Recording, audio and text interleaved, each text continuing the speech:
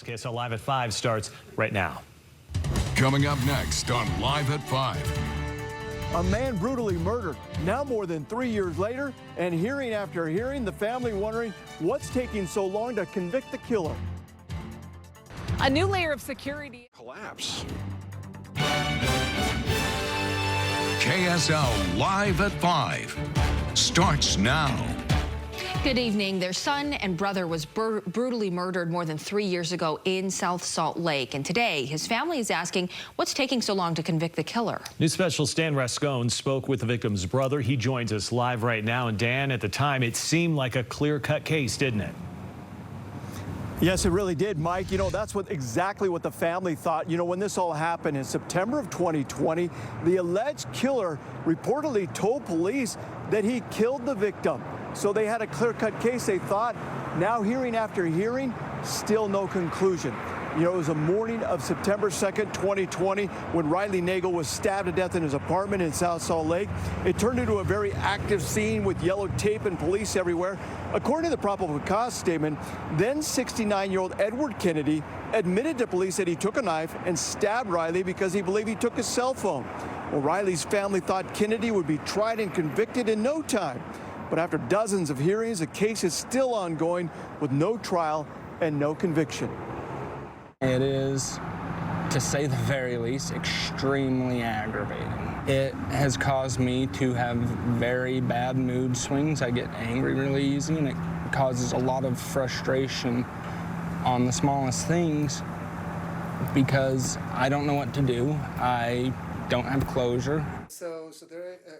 One of the major holdups has to do with competency hearings. Edwards was found incompetent, and now he was found competent to stand trial. In fact, there was a hearing just yesterday here at the courthouse. That was again continued. Coming up at 6 o'clock, we're going to hear from Salt Lake County District Attorney Sim Gill as to how he's reacting to this. In Salt Lake, I'm Dan Rascone, live at 5. All right, Dan, we'll see you in just a bit. Thank you. Well, we are tracking a developing... Come tumbling down. It is, to say the very least, extremely aggravating. Plus, a search for answers after a brutal murder. Why the alleged killer still has not faced trial. To get rid of it, I think it's Salt Lake City Police. Tonight, a brutal murder. A family left without a son and a brother. Now, more than 3 years later, the family's wondering why the accused killer still has not been tried and convicted. News specialist Dan Rascone has this story and joins us live. Dan, when this murder happened, it seemed like it was a clear-cut case. Yes, it did, Deanie, and you know, that's the way the family felt. At that time, you know, police said they had this murder suspect there, and they said that he confessed to the killing. They also had the murder weapon. So why now, more than 3 years later, is the family still not getting justice? I remember it like it was yesterday. The morning of September 2nd, 2020, yellow tape, a swarm of officers, and a suspect in custody in South Salt Lake. 26-year-old Riley Nagel had just been stabbed to death over a cell phone dispute. I was in total disbelief. Jesse Nagel was devastated. He was not only my little brother, but my best friend. In a probable cause statement, then 69-year-old Edward Kennedy allegedly admitted to killing Riley, saying, quote, "I stuck my knife in him and twisted."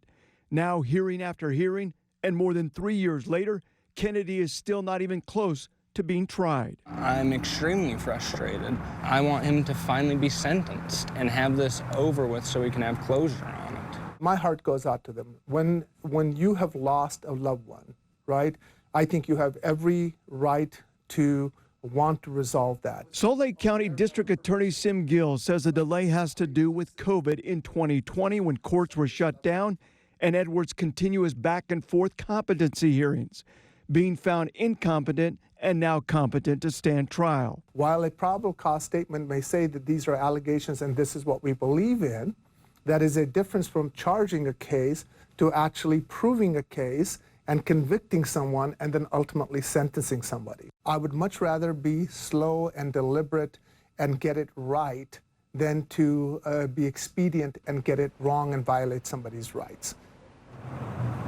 The next competency hearing is scheduled for November 6th here at the courthouse.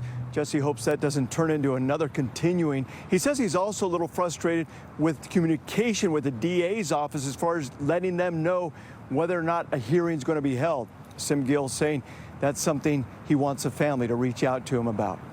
Back to you, Deanie. I can see why that is frustrating. Dan, thanks for the update.